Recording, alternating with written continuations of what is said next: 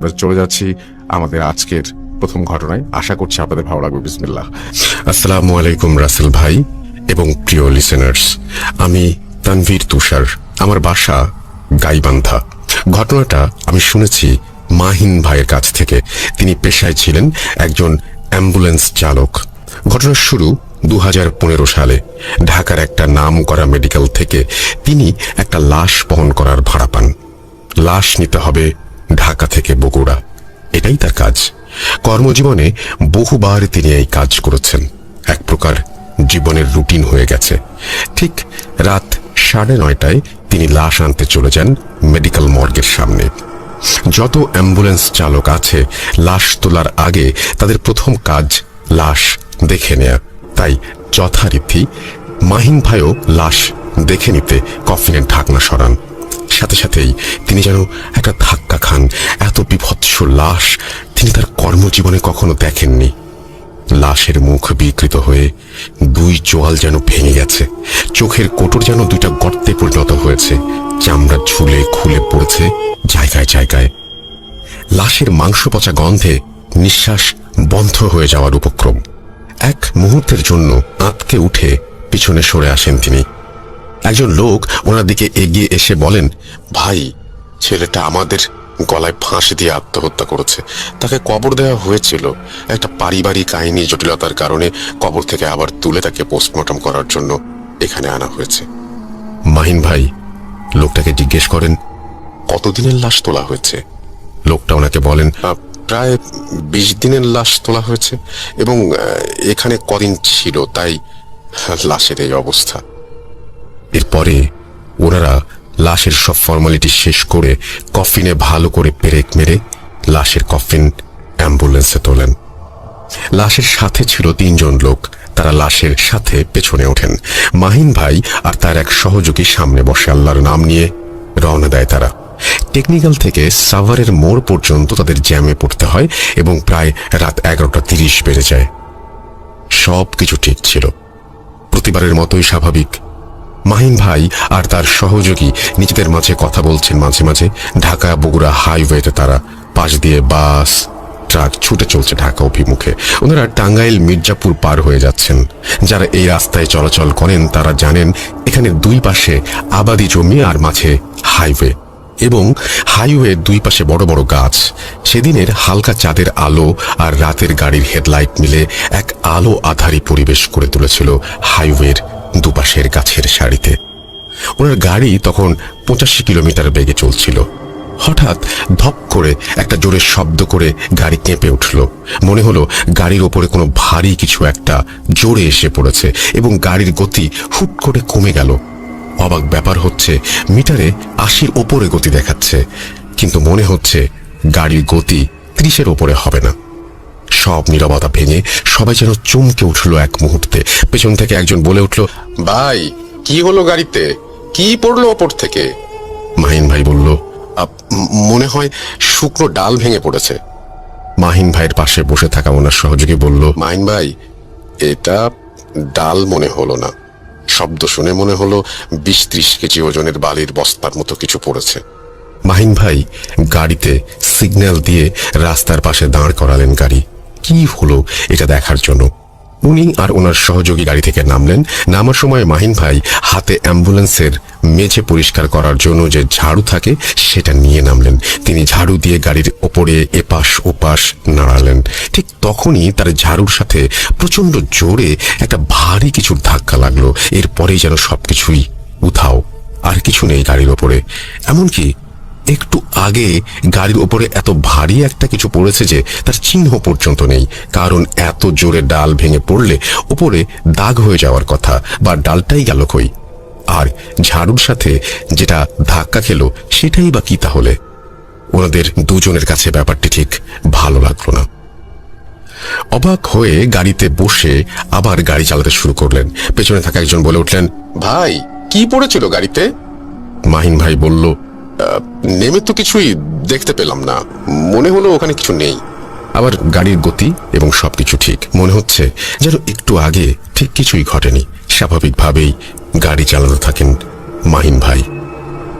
প্রায় 10 মিনিট গাড়ি চালানোর পরে হঠাৎ তার সহযোগী আস্তে করে মাহিন ভাইকে বাম পাশের লুকিং গ্লাসে তাকাতে বলেন। মাহিন ভাই লুকিং গ্লাসের দিকে তাকিয়ে অবাক হয়ে যান। একটা বিশাল দেহি কালো কুকুর রাস্তার পাশের সেই গাছের সারির পাশ দিয়ে গাড়ির পেছনে একটানা ছুটে চলেছে। পেছনের গাড়ির হেডলাইটের আলো আর অপর পাশ থেকে আসা হেডলাইটের আলোতে আবছা যতটুকু দেখা যাচ্ছে কুকুরটাকে, মাহিন ভাইয়ের মনে হলো এমন কোনো কুকুরের অস্তিত্ব বাস্তব জগৎ থাকতে পারে না। বিশাল দেহ, চোখগুলো আগুনের মতো জ্বলজ্বল করছে, যেন চোখের ভাষা বলে দিচ্ছে এই রাগের অন্য মাত্রা যেন সামনে পেলে এক মুহূর্তে ছিঁড়ে ফেলবে তাদের। আসলে কুকুর তাদের ফলো করছে কিনা এটা দেখার জন্য মাহিন ভাই গাড়ির গতি কমিয়ে দেন। দেখেন কুকুরও তার দৌড়ের গতি কমিয়ে দিয়েছে। গাড়ির গতি বাড়িয়ে দেন, দেখেন কুকুরও গাড়ির সাথে দৌড়ে তার গতি বাড়িয়ে দিয়েছে। মাহিন ভাই আরো লক্ষ্য করেন কুকুরের গায়ে সরাসরি হেডলাইটের আলো পড়ছে না।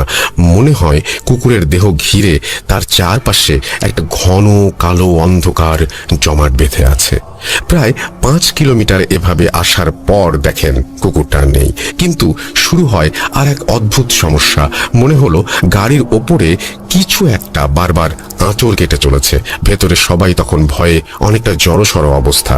পেছনের একজন হাত দিয়ে গাড়ির ছাদের ভেতর থেকে 2 বার জোরে থাপ্পড় দেন। ওপরের আঁচড়ের শব্দ থেমে যায়, আবার কিছু পরেই সেই শব্দ শুরু হয়। মাহিন ভাই নিজেও প্রচন্ড ভয় পেয়ে যান। গাড়ি থেকে নামার সাহস পর্যন্ত তার নেই এখন। এত বছরের কর্মজীবনে এই প্রথম তার এত ভয় কাজ করছে। হঠাৎ একটু পরে শব্দ থেমে যায়। তারপরে শুরু হয় সবচেয়ে ভয়ঙ্কর বিষয়। এবার লাশের কফিনের ভেতর থেকে আসতে থাকে সেই আঁচড়ের শব্দ। এবার যেন ভয় পেয়ে বসে সবার মাঝে প্রবল বেগে। তারা ভয়ে অবাক হয়ে একে অপরের দিকে তাকিয়ে আছে, যেন কি হচ্ছে এই বিষয়ে কথা বলার শক্তি বা সাহস কোনোটাই তাদের নেই। পেছন থেকে একজন মাহিন ভাইকে বলল, ভাই গাড়ি থামান, কফিনের ভেতরে শব্দ আরো বেশি হচ্ছে, এখানে থাকা যাচ্ছে না আর। মাহিন ভাই আবার রাস্তার পাশে গাড়ি থামালেন। সবাই নেমে পড়লেন গাড়ি থেকে। হাইওয়ে দিয়ে গাড়ি সব ছুটে চলেছে তাদের আপন গতিতেই। পৃথিবী যেন ঠিক তার মতো স্বাভাবিক, কিন্তু পৃথিবীর মাঝে আজ এই ছোট্ট অ্যাম্বুলেন্সটাই এই 5 জন মানুষের কাছে আজ বড় অস্বাভাবিক। গাড়ি থেকে নামার পরে শব্দটা থেমে যায়। লাশের সাথে থাকা 3 জন মাহিন ভাইকে বলেন, ভাই এভাবে তো লাশের সাথে যাওয়া যাবে না। তারা মাহিন ভাইকে বলেন গাড়ির পেছনে অস্বাভাবিক রকমের একটা কুকুর দৌড়ানোর কথা। মাহিন ভাইয়ের সহযোগী বললেন, আমরাও কুকুর দেখেছি, আপনারা ভয় পাবেন বলে বলি নাই। মাহিন ভাই বললেন, শব্দ যেহেতু থেমে গেছে আমরা আবার রওনা দিই আস্তে আস্তে। সবার চোখে মুখে পানি দিয়ে আবার যাত্রা শুরু হলো। কিছু সময় আর কোনো সমস্যা নেই, স্বাভাবিকভাবেই সবকিছু চলছে। এরপরে যখন তারা যমুনা সেতুতে ওঠে তখন আবার সেই শব্দটা শুরু হয়। এবার যেন শব্দটা হচ্ছে কেউ ভেতর থেকে কফিনের ঢাকনা খুলে ফেলতে চাচ্ছে। পেছন থেকে একজন জোর গলায় দোয়া পড়া শুরু করে দিয়েছে, কিন্তু কিছুতেই কিছু থামছে না। সবার মনে হচ্ছে আজ রাতে এই গাড়ির মাঝে কোনো এক প্রলয় আসতে চলেছে। ভয়ে ভয়ে একজন বলে উঠল, ভাই গাড়ি থামান। বলতে বলতেই একটা মাংস পচা গন্ধে ভরে উঠল সারা অ্যাম্বুলেন্স।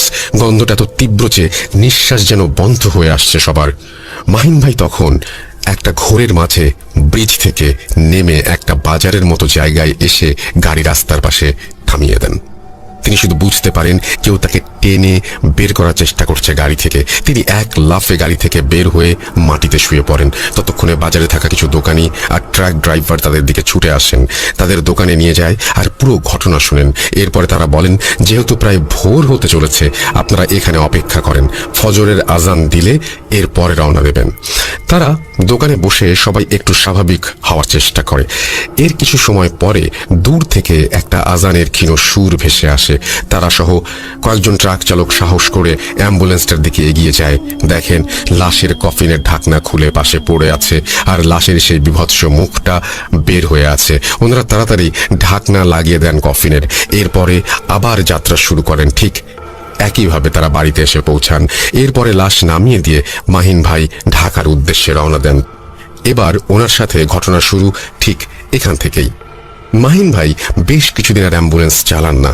1 সপ্তাহ পরে আবার তিনি অ্যাম্বুলেন্স চালানো শুরু করেন, কিন্তু একটা অদ্ভুত ব্যাপার তিনি খেয়াল করতে শুরু করেন। তিনি রাতে যখন একা গাড়ি চালান ঠিক সেই সময়ে তিনি গাড়ির মাঝে সেদিনের সেই দম বন্ধ করা গন্ধটা পান। এরপরে তিনি গাড়ি রাস্তার সাইডে দাঁড় করিয়ে নেমে পড়লেই দেখেন সবকিছু একদম স্বাভাবিক, গাড়িতে কোনো গন্ধ নেই, সব আগের মতোই আছে। এভাবে কিছুদিন চলার পরে মাহিন ভাইয়ের এটা একটা অভ্যাস হয়ে যায়। কিছুদিন পরে তিনি একদিন রাতে এক রোগীকে বাসায় নামিয়ে দিয়ে আসার পথে আবার সেই গন্ধটা পান। প্রতিবারের মতোই স্বাভাবিকভাবেই গাড়ি থেকে নামতে যাবেন, এমন সময় খেয়াল করেন সেই কফিনটা তার গাড়ির পেছনে রাখা। আবার কফিনের মুখটা খোলা, সেই বিভৎস চেহারার লাশটা শুয়ে আছে তার ভেতরে। এটা দেখে এক মুহূর্তে ভয়ে তার শরীর শক্ত হয়ে যায়। তিনি গাড়ি থেকে বের হয়েই মাটিতে লুটিয়ে পড়েন একটা চিৎকার দিয়ে। এরপরে আর কিছুই তার মনে নেই। যখন জ্ঞান ফেরে তিনি দেখেন একটা বাড়ির বারান্দায় শুয়ে আছেন তিনি। চারিদিকে দিনের আলো, তার মাথায় পানি ঢালা হচ্ছে। তিনি উঠেই বলেন, আমি তো গাড়িতে ছিলাম, আমি এখানে আসলাম কি করে, আমার গাড়ি কই? তখন এক বৃদ্ধ তাকে বলেন, তোমার চিৎকার শুনে আমরা কজন রাস্তার দিকে এগিয়ে যাই, দেখি গাড়ির পাশে তুমি পড়ে আছো, তাই তোমাকে তুলে এখানে নিয়ে এসেছি। সমস্যা নেই, তোমার গাড়ি ঠিক জায়গাতেই আছে। কি হয়েছিল রাতে? তিনি একটু পানি খেয়ে লোকটাকে সব বলেন। বৃদ্ধ লোকটা তাকে বলেন, বাবা, তোমার মনে হয় এই গাড়ি চালানো ছেড়ে দেওয়া উচিত। মাহিন ভাই এই বিষয় নিয়ে আর কোনো কথা না বলে তাদের ধন্যবাদ দিয়ে গাড়ি নিয়ে বাসায় ফিরে আসে। উনি সিদ্ধান্ত নেন যে অ্যাম্বুলেন্স চালাবেন না। তিনি অ্যাম্বুলেন্স চালানো ছেড়ে দেন ঠিকই, কিন্তু ঘটনাগুলো তাকে ছেড়ে দিল না। 5 দিন পর তিনি খেয়াল করেন তার ঘরের জানলার ওপাশে কেউ দাঁড়িয়ে আছে। চাঁদের আলোয় পর্দার পেছনে একটা ছায়া মূর্তির অস্তিত্ব দেখতে পান তিনি। মনে হচ্ছে একভাবে দাঁড়িয়ে আছে, একটুও নড়ছে না। পাশে ঘুমিয়ে থাকা তার স্ত্রীকে ডাক দেন, কিন্তু তিনি কোনো সাড়া দিচ্ছেন না। এক প্রকার কৌতূহল নিয়েই তিনি জানালার কাছে যান। তখনও স্পষ্ট ছায়া মূর্তিটা ঠিক একইভাবে দাঁড়িয়ে। তিনি সাহস করে জানালার পর্দাটা সরাতেই তার চোখের সামনে থেকে যেন ছায়া মূর্তিটা হাওয়ায় মিলিয়ে গেল। ভয়ে জানালা ছেড়ে এক লাফে সরে আসলেন তিনি। তার স্ত্রী তখন শব্দে ঘুম থেকে জেগে উঠে বললেন, কি হয়েছে? তিনি কিছু বলেন না, যদি পরিবারের লোকজন ভয় পায়। পরদিন থেকে তিনি জানালা বন্ধ করে দেন ঘুমানোর সময়। কিন্তু সমস্যা আরেকটা দেখা দেয় তখন। ছায়া মূর্তিটা তখন তিনি তার রুমের মাঝে দেখতে পান। মনে হয় এক দৃষ্টিতে তার দিকে তাকিয়ে আছে। তিনি চিৎকার করে ওঠেন, সাথে সাথে সবাই চলে আসে। পাশে থেকে তার স্ত্রী উঠে বসে, কিন্তু রুমে কেউ কিছু দেখতে পান না, সব কিছু স্বাভাবিক। এভাবে চলতে থাকে বেশ কিছুদিন। মাহিন ভাই দিন দিন অসুস্থ হতে থাকেন। এক পর্যায়ে তার বাড়ির লোকজন এক হুজুর নিয়ে আসেন। হুজুর এসে তাকে পানি পড়া দিয়ে যান। এরপরে 1 মাস সবকিছু ঠিকঠাক, কিন্তু হঠাৎ একদিন তার স্ত্রী ঘুমের মাঝে চিৎকার করে ওঠেন। মাহিন ভাই ওনাকে শান্ত করে বলেন, কি হয়েছে? মাহিন ভাইয়ের স্ত্রী তখন তাকে বলেন, আমার ঘুম ভেঙে গেছে, পাশ ফিরেছি, আর তখন হঠাৎ দেখি একটা ছায়া মূর্তি ঠিক যেন মনে হলো আমার দিকে তাকিয়ে আছে। এরপর থেকে পরিবারের সবাই মিলে ছায়া মূর্তিটা দেখা শুরু করলো। সাথে কিছু অদ্ভুত ঘটনা শুরু হয়ে গেল তাদের সাথে। বাড়ির পাশে থেকে মাঝরাতে কোনো মেয়েলি কণ্ঠে কান্নার শব্দ ভেসে আসে প্রায় দিন। এমন করুণ সে কান্নার সুর শুনলে মনে হয় যেন নিজেকে ভেতর থেকে একদম ভয়ে শূন্য করে দেয়। বাড়ির পাশে ফিসফিস করে কেউ কিছু বলছে, এমন একটা কথা শুনতে শুরু করে সবাই। বাড়ির কোনো দরকারি জিনিস এক জায়গায় রাখলে তার খুঁজে পাওয়া যায় না। কিছুদিন পরে ভোরে উঠান থেকে সেই জিনিসগুলো একদম অক্ষত অবস্থায় পাওয়া যায়। আবার সেই হুজুরকে ডেকে আনা হয়। তিনি বলেন, এটা আমি ঠিক করতে পারবো না। তাদের এক মাদ্রাসার ঠিকানা দেন, ওখানে এক বড় হুজুরের কথা বলেন, তিনি এটা সমাধান করতে পারবেন। আপনারা কালকেই তার সাথে কথা বলেন, দেখা করেন। খুব বেশি দেরি করে ফেললে বড় বিপদ হতে পারে। আর রাতের বেলা বাড়ির পাশে যা কিছু হোক, কেউ ঘর থেকে বের হবেন না। কিন্তু ঠিক সেই রাতেই ঘটে আরেক রোমহর্ষক ঘটনা। রাতের খাবার খেয়ে তারা সবাই যথারীতি যে যার রুমে যে ঘুমিয়ে পড়েন। হঠাৎ একটা তীব্র মাংস পচা গন্ধে মাহিন ভাইয়ের ঘুম ভেঙে যায়। তিনি পাশে থাকা তার স্ত্রীকে ডেকে তোলেন। তার স্ত্রী উঠে খেয়াল করেন পুরো রুম একদম গন্ধে ভরে গেছে, যেন নিঃশ্বাস আটকে মারা যাবার অবস্থা। মাহিন ভাই উঠে জানালার কাছে যান, যে জানালাটা খুলে দিলে গন্ধ বের হয়ে যাবে, এটাই তিনি ভাবেন। ঠিক যখনই জানালাটা খুলেছেন, বাহির থেকে আসা হালকা আলোয় দুজনেই স্পষ্ট দেখতে পান রুমের ফ্যানের সাথে একটা পচা গলিত লাশের দেহ ঝুলে রয়েছে। আর সেই দেহ থেকে কিছু চামড়া আর মাংস যেন খসে খসে পড়ছে মেঝেতে। মাহিন ভাইয়ের আর বুঝতে বাকি রইল না এটা সেদিনের সেই অর্ধ গলিত লাশ। এদিকে মাহিন ভাইয়ের স্ত্রী একটা চিৎকার দিয়ে জ্ঞান হারিয়ে ফেলেন। পাশের রুম থেকে মাহিন ভাইয়ের বাবা মা দৌড়ে এসে দরজায় কড়া নাড়তে থাকেন। মাহিন ভাই এক দৌড়ে দরজা খুলে দেন। সাথে সাথেই যেন রুমের ভেতরে সেই অর্ধগলিত লাশটা উধাও হয়ে যায়। কিন্তু তার বাবা মা রুমে ঢোকার পরেও তারা সবাই মিলে সেই মাংস পচা গন্ধটা পান।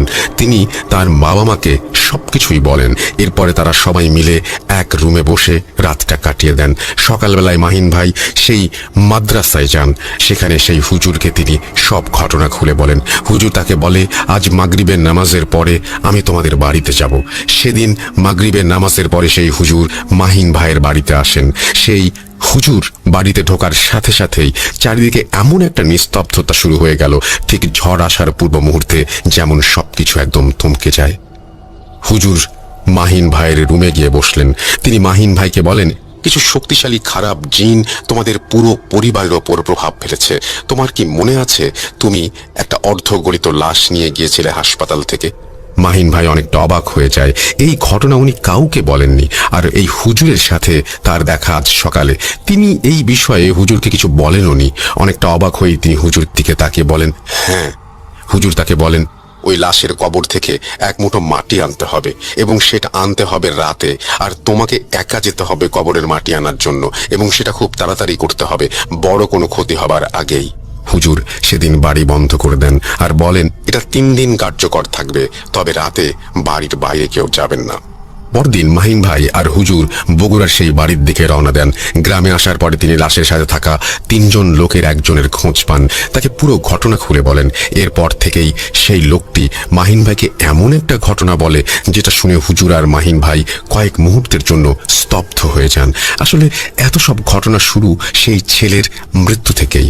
তার আত্মহত্যার পরে তাকে কবর দেয়া হয় বাড়ি থেকে একটু দূরে একটা বাঁশ ঝাড়ের নিচে। কবর দেওয়ার 3 দিনের পরে মাঝরাতে বাড়ি থেকে এক লোক বাহিরে বের হয়। তিনি উঠোন থেকে কবরের দিকে তাকাতেই দেখেন একটা ছোট্ট আলো কবরের পাড়ে এবং কোনো এক মানুষের অবয়বের মতো কিছু একটা কবর ঘুরছে। কবরের পাড়ের সেই হালকা আলোয় তিনি দেখেন এক ছায়ামূর্তি অনবরত কোদাল জ্বালিয়ে যাচ্ছে কবরের ওপর। ব্যাপারটিতে তিনি বেশ ভয় পেয়েছেন। বাড়ির ভেতরে যে আরো কয়েকজনকে ডেকে তুলে নিয়ে তিনি ঘটনাটা বলেন। সবাই লাঠি আর লাইট নিয়ে বের হয়। কবরের দিকে যেতেই লোকটি সব ফেলে বাঁশঝাড়ের পেছনে গিয়ে দৌড়াতে থাকে। বাড়ির সবার শোরগোল, আশেপাশের সব বাড়ির লোকজন বের হয়ে আসে। কবর খোঁড়া সেই লোকটাকে ধাওয়া করেন গ্রামের সবাই, কিন্তু তাকে ধরতে পারা যায় না। এরপরে তারা কবরের কাছে ফিরে এসে দেখতে পান কবরের লাশের মাথার দিকের খাড়ালগুলো তোলা আর লাশটাও কবরে কোনাকুনি হয়ে আছে। তারা বুঝতে পারেন লাশ তোলার চেষ্টা করা হয়েছিল। তারা আবার কবর দিয়ে দেন লাশটা ঠিক করে। এরপর পোস্টমর্টম করার জন্য লাশ তোলার আগে পর্যন্ত সবকিছু ঠিকঠাক ছিল, কিন্তু সমস্যা শুরু হয় লাশটা পোস্টমর্টম করে এনে পুনরায় আবার কবর দেবার পরে। তাকে কবর দেবার পরদিন ভোরে একজন দেখতে পায় কবরের পাশে সাদা কাফন পরা একটা লাশ পড়ে আছে। তিনি চিল্লিয়ে দৌড়ে বাড়িতে ঢোকেন। এরপরে বাড়ির সবাই বের হয়ে কবরের পাড়ে গিয়ে দেখে লাশ পড়ে আছে কবরের পাশে। কবর খোঁড়া খাড়ালগুলো পড়ে আছে কবরের এক পাশে। মনে হচ্ছে কেউ খুব যত্ন নিয়ে কবর খুঁড়ে লাশ ওপরে তুলেছে। কিন্তু অবাক করা ব্যাপার হচ্ছে কবরের কাছে কোথাও মানুষের বা অন্য কোনো পশুর পায়ের চিহ্ন নেই এবং লাশের কোনো সমস্যা নেই। একদম সব ঠিক, শুধু লাশটা কবরের ওপরে তোলা। তারা আবার সবাই মিলে লাশটা দাফন করলো। পরদিন রাতে আবার সেই একই ঘটনা। পরদিন সকালে লাশ ঠিক আগের জায়গাতেই এবং সবকিছুই আগের মতো। তারা কিছুই বুঝতে পারছে না কি হচ্ছে। প্রতিদিন তারা লাশটা আবার কবর দেয়। এরপরে তারা কয়েকজন সাহসী লোক কবর পাহারা দেওয়ার সিদ্ধান্ত নেয়। কথা অনুযায়ী সেদিন রাতে তারা গ্রামের 5 জন যুবক কবর থেকে কিছু দূরে উঠোনে দাঁড়িয়ে কবর পাহারা দেওয়া শুরু করে। সবকিছু ঠিকই চলছিল, স্বাভাবিক অন্য সব রাতের মতোই। তারাও মনে করে আজ রাতে হয়তো আর কিছুই হবে না। কয়েকজনের মাঝে ঘুমের ভাবও ধরে এসেছে। হঠাৎ একটা বিকট শব্দ হয় আর বাঁশঝাড় আলোকিত হয়ে যায়। সবাই এত ভয় পায় যে রাতের মতো দৌড় শুরু করে বাড়ির দিকে। পরদিন সকালে গিয়ে তারা দেখতে পায় লাশটা কয়েকটি বাঁশ এক জায়গায় করে তার উপর রাখা। দেখে মনে হচ্ছে কেউ যেন বাঁশ দিয়ে মাচার মতো আড়াআড়ি করে সুন্দর করে যত্ন নিয়ে লাশটি তার উপরে রেখে দিয়েছে। পরপর 3 দিন এই ঘটনার জন্য তারা অনেকটাই ভয় পেয়ে গেছে। কি করবে ভেবে না পেয়ে তারা মসজিদের ইমাম সাহেবকে খবর দেন। ইমাম সাহেব এসে একটা মিলাদের ব্যবস্থা করেন। এরপর আবার নতুন করে লাশটি জানাজা দেয়া হয়। এরপর আবার কবর দিয়ে দোয়া করে দেয়া হয়। তখন থেকেই আর কোনো সমস্যা হয়নি। ঘটনাটি শুনতে শুনতে তখন প্রায় সন্ধ্যা। মাহিন ভাই সহ গ্রামের অনেকেই হুজুরকে বললেন এই ঘটনার রহস্যকে এটা বের করার জন্য। হুজুর বলেন, আমি সব বলবো, কিন্তু তার আগে কবর থেকে তোমাকে এক মুঠো মাটি আনতে হবে। ঠিক রাত 12:30 হুজুর, মাহিন ভাই সহ আরো অনেকেই তখনও উঠোনে বসে আছে। হুজুর মাহিন ভাইকে ডেকে বললেন, সময় হয়ে গেছে, আমরা এখানেই বসে আছি, তুমি নিয়ে আসো। তিনি মাহিন ভাইকে এক গ্লাস পানি পড়ে দিলেন। 3 ভাগের 2 ভাগ খেতে বললেন আর 1 ভাগ মাহিন ভাইয়ের শরীরে ছিটিয়ে দিলেন। যাবার আগে মাহিন ভাইকে বললেন, তুমি মাটি নেবার সময় অনেক অস্বাভাবিক কিছু হয়তো দেখতে পাবে, কিন্তু ভয় পাবে না, তোমাকে তোমার কাজ করতেই হবে। আর মাটি নিয়ে আসার সময় পেছনে যাই ঘটুক একেবারে তাকাবে না। ভয়ে ভয়ে মাহিন ভাই তখন কবরের উদ্দেশ্যে রওনা দিল। তিনি যতই কবরের দিকে হাঁটছেন ততই মনে হচ্ছে তার শরীর ভারী হয়ে যাচ্ছে, পা যেন উঠতে চাচ্ছে না, মনে হচ্ছে কেউ পা মাটির দিকে টেনে রেখেছে। ভয়ে আস্তে আস্তে কবরের যখন অনেকটাই কাছে গেলেন তখন চাঁদের আলোয় পাঁচঝাড়ের ভেতরে হালকা আলো আধারিতে কবরটা দেখে যেন ভয়ের একটা ঠান্ডা স্রোত বয়ে গেল শরীর বেয়ে। ঠিক তখনই প্রচন্ড একটা দমকা বাতাস এসে ধাক্কা দিয়ে মাটিতে ফেলে দিল। মাটিতে পড়া অবস্থায় দেখতে পেলেন কাল বৈশাখী ঝড়ের মতো আশেপাশের সব গাছগুলো যেন দুমড়ে মুচড়ে যাচ্ছে। বাঁশ ঝাড়ের বাঁশের মাথাগুলো যেন বাতাসের তোড়ে মাটি ছুঁয়ে যাচ্ছে বারবার। অনেক ভয়ে আর কষ্টেই উঠে দাঁড়ালেন তিনি। মনোবল শক্ত করে আবার হাঁটা দিলেন কবরের দিকে। এলোমেলো বাতাস যেন থামছেই না, মনে হচ্ছে সবকিছু ভেঙে আজ শেষ হয়ে যাবে। মাহিন ভাই ছোট একটা দৌড় দিয়ে কবরের পাশে বসলেন মাটি নেয়ার জন্য। চূড়ান্ত ভয়টা যে এখনো তার জন্য অপেক্ষা করছে এটা বুঝতে পারলেন কবরের দিকে তাকানোর সাথে সাথেই। এ কি, কবরের মাটি কই? মনে হচ্ছে কবরটা খোঁড়া আর মাঝখানে কাফন করা সেই লাশটা, লাশের সেই মাংস খসে যাওয়া মুখটা বের হয়ে আছে। তিনি মাটির জন্য চারপাশে হাতড়াতে শুরু করলেন। হঠাৎ কবরের ভেতর থেকে কিছু একটা তার হাত চেপে ধরল। মাহিন ভাই আল্লাহ বলে জোরে একটা চিৎকার দিলেন। সাথে সাথে তিনি দেখতে পেলেন কবরের ওপরে মাটি দেখতে পাচ্ছেন। তিনি এক মুঠো মাটি নিয়ে বাড়ির দিকে দৌড় দিলেন। পেছন থেকে ভেসে আসছে করুণ কান্নার আওয়াজ, যেটা তিনি তার বাড়ির পাশে শুনতেন। প্রচন্ড বাতাসের সাথে কান্নার আওয়াজ, আর তিনি দৌড়ে চলেছেন কবরের এক মুঠো মাটি হাতে। কোন দিকে দৌড়াচ্ছেন, কত সময় নিয়ে দৌড়াচ্ছেন তার কিছুই মনে নেই। দিক বিদিক শূন্য হয়ে দৌড় দিতে গিয়ে কিছু একটা সাথে হোঁচট খেয়ে পড়ে যান তিনি। আর কিছুই মনে নেই তার। চোখ খোলার পর তিনি দেখলেন উঠোনে শুয়ে আছেন পাশে হুজুর সহ গ্রামের অনেক মানুষ বসে। তখনও রাত। হুজুর তার হাত থেকে মাটিটুকু নিলেন, তাকে 1 গ্লাস পানি দিলেন খাওয়ানোর জন্য। মাহিন ভাই হুজুরের দিকে তাকিয়ে জিজ্ঞাসা করতেই হুজুর বললেন, তুমি এই উঠোনের কোণে এসেই একটা চিৎকার দিয়ে অজ্ঞান হয়ে পড়ে যাও, এরপরে তোমাকে আমরা এখানে নিয়ে আসি, এখন আর ভয় নেই। এরপরে হুজুর সেই মাটি একটা কাঁচের বয়মে রাখেন। তার সাথে পকেট থেকে লাল সুতো বের করে কয়েকটা তাবিজ রাখলেন আর বয়মের মুখটা বন্ধ করে দিলেন। এরপরে লাল কাপড় দিয়ে পুরো বয়মটা ঢেকে ফেললেন। তারপর কয়েকজনকে সাথে নিয়ে কবরের পাশে গিয়ে ছোট একটা গর্ত করে মাটিতে পুঁতে দিলেন। তখন সবকিছুই স্বাভাবিক ছিল। এরপরে হুজুর সহ সবাই বাড়ির উঠোনে ফিরে আসলেন। বাড়ির উঠোনে এসে হুজুর সহ সবাই আবার বসে পড়লেন। এরপরে হুজুর বলতে শুরু করলেন, আসলে মূল ঘটনাটা হলো কিছু মানুষ ব্ল্যাক ম্যাজিক করার জন্য অবিবাহিত কোনো ছেলে বা মেয়ের যারা আত্মহত্যা করেছে তাদের লাশের মাথা নেয়। এটা 3 দিনের দিন বা 7 দিনের মাঝেই তাদের নিতে হয়। আপনারা যে লোকটাকে দেখছেন তিনি এই লাশের মাথাটা নেয়ার জন্য এসেছিল। আপনারা তাকে না দেখলে তিনি লাশের মাথাটা কেটে নিয়ে যেতেন। তবে এই কবর খোঁড়ার আগে তিনি শুকরের নাড়ি ভুড়ি আর একজোড়া কবুতরের রক্ত দিয়ে একটা প্রসিডিওর করে কিছু খারাপ জিনকে তার বশে নিয়ে আসেন। আর তারা খুব শক্তিশালী জিন।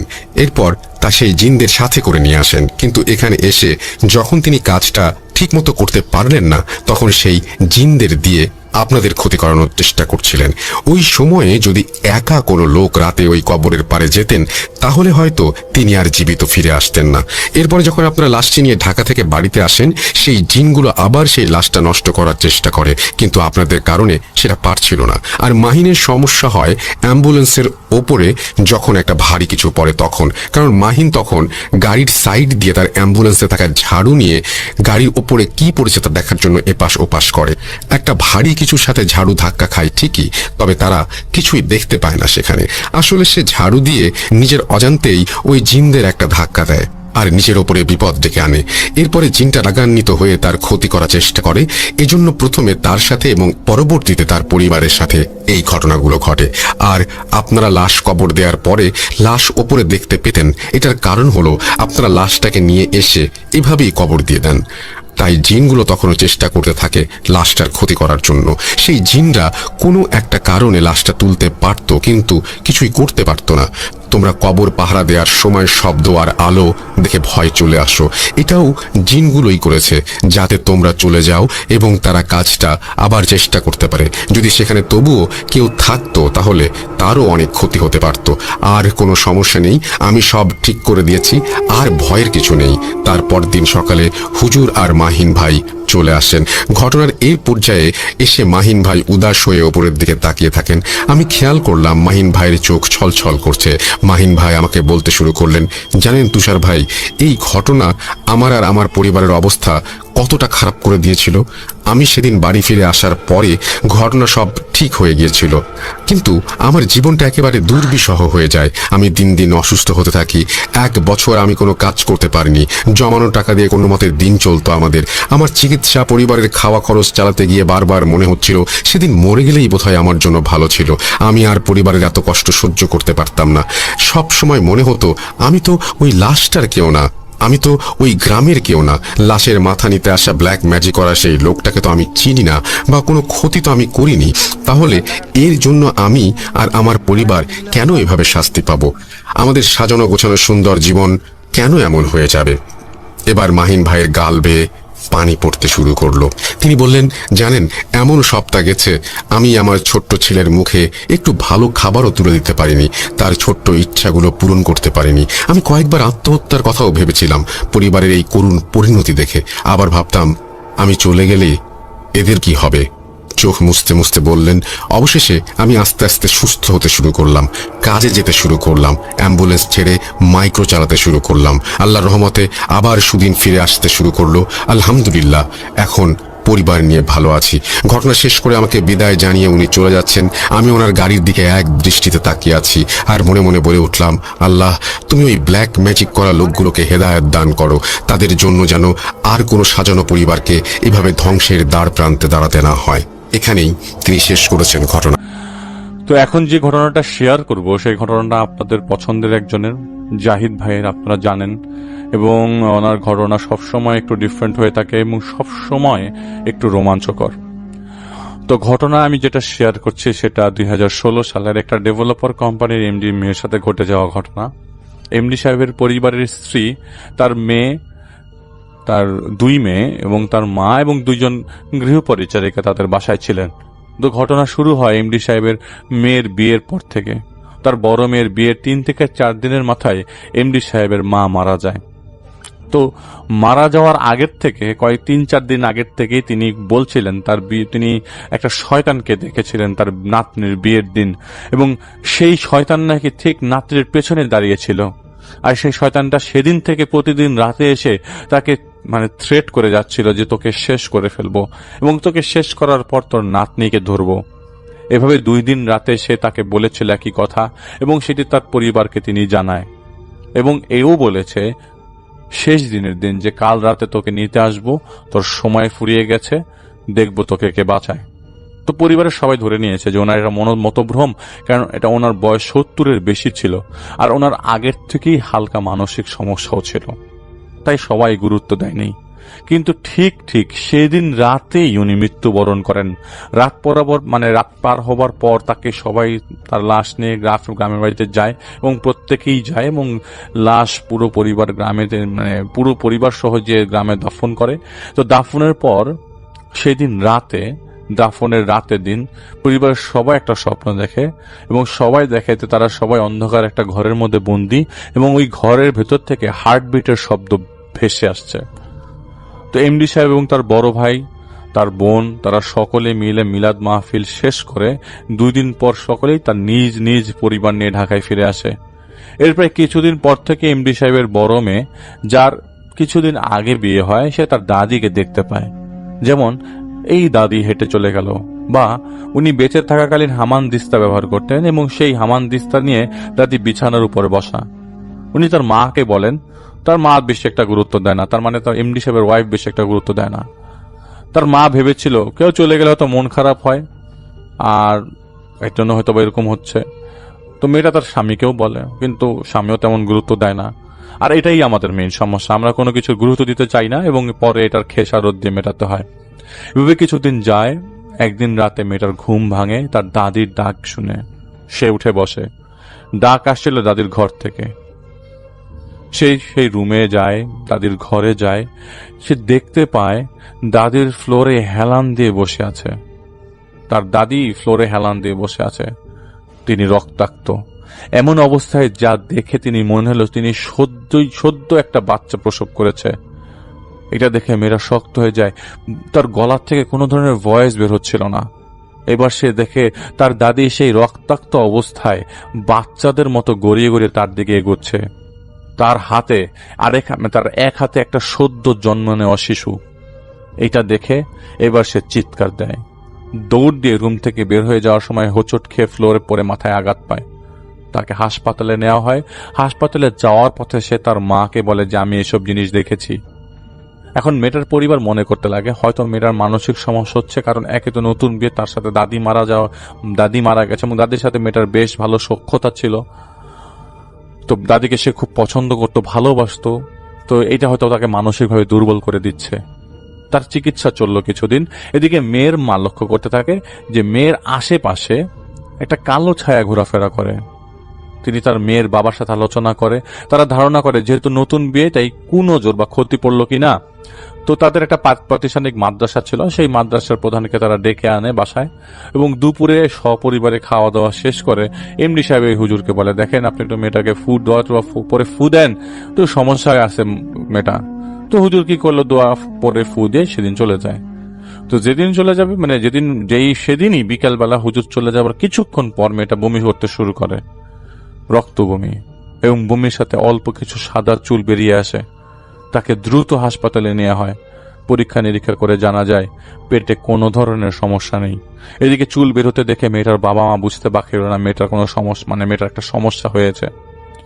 এমডি সাহেব সেই পারিবারিক হুজুরকে পরের দিন বমির সাথে সাথে চুল বের হওয়ার কথা বলে।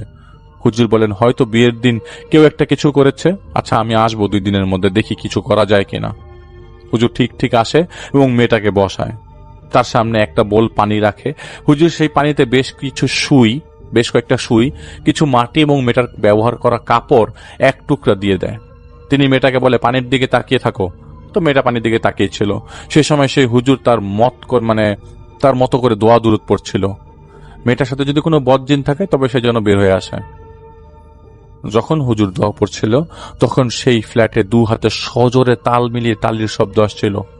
মেয়েটা চোখ বন্ধ করে রেখেছিল। তালির শব্দটি এতই চারদিক ঘুরছিল, তালির শব্দে সবাই ভয় পেয়ে যায়, এমনকি হুজুর পর্যন্ত ভয় পেয়ে যায়। কেননা এমন আগে হুজুর কখনো ফেস করে নাই। মূলত হাজির করতে গেলে এমন হয় না। সেই সময় মেয়েটা কিছু দেখছিল না, শুধু কানে শুনছিল হার্টবিট করার শব্দ। হুজুর দোয়া দুরূদ পড়া বন্ধ করে পানির বোলে তাকিয়ে দেখতে যাবে, ঠিক তখনই কোনো কিছু পানির বোলটাকে ছুঁড়ে ফেলে দাদির ঘরের দিকে। পানির বোলটা হঠাৎ করে এরকম অবস্থা দেখে সবাই ভয় পেয়ে যায়। তারপর দিন এমডি সাহেব হুজুরের কাছে জানতে চান ঘটনা কি। মা মারা যাওয়ার কদিন আগে থেকে বারবার বলতেন তার ঘরে একটা শয়তান আসতো। তাকে বলতো আর 3 দিন, আর 2 দিন, এভাবে বলতো যে তোকে নিয়ে যাব, তারপর তোর নাতনির পালা। আর তার মা দেখেছেন যে বিয়ের আগে তার মায়ের পেছনে নাকি কালো একটা ছায়া দাঁড়িয়ে আছে।